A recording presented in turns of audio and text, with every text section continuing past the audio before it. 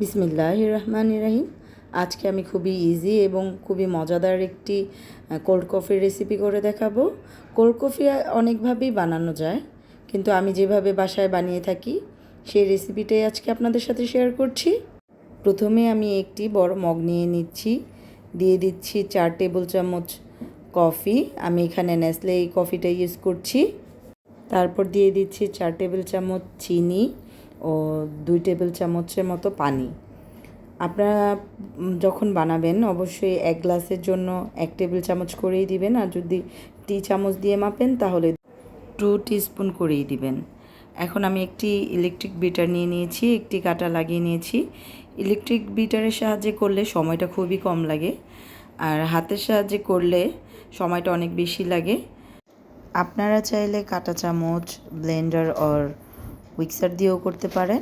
আপনাদের কাছে যেটা অ্যাভেলেবেল বা সহজ মনে হয় আপনারা সেটা দিয়েই করবেন। তো দেখতেই পাচ্ছেন আমার কফিটা কালার চেঞ্জ হয়ে কী সুন্দর ফমে আকার ধারণ করেছে। আমার বিট করে না শেষ, এখন আমি বিটারটাকে সরিয়ে নিচ্ছি। এখন আমি একটি গ্লাস নিয়ে নিচ্ছি।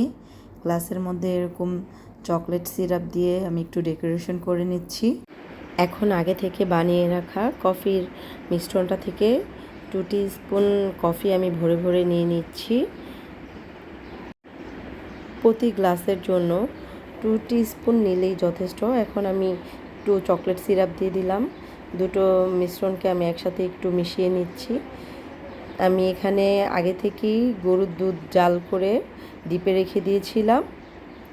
ওই দুধটা দিয়েই বানাবো। দুধটাকে আমি একদম বরফ ঠান্ডা করে নিয়েছি।